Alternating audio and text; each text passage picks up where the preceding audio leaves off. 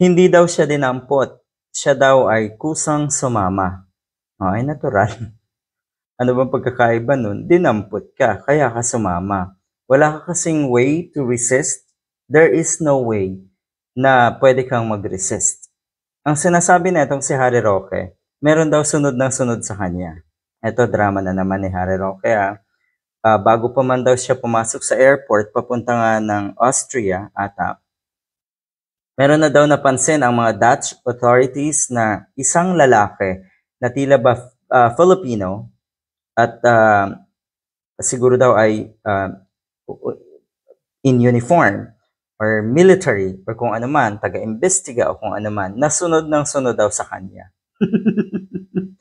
Feeling ang gagang ito, susundan, hindi ganun kabobo ang sabihin na natin na mga huhuli sa'yo, na ikaw ay susundan. Ano ka, artista? Ano ka, may secret admirer? Hallucination mo yan? Siguro may nagustuhang lalaki etong gagang ito sa eroplano at sa airport na inakala niya na siya ang sinusundan. Yan. At yun daw ay nakaka-alarma para sa kanya kasi gagawin daw talaga lahat ng paraan ng gobyerno natin para siya ay mahuli at para daw siya ay kasi ang sinasabi niya posibleng siya daw ay or baka daw may planong masama sa kanya yung sumusunod at nagtitake nga ng pictures sa kanya.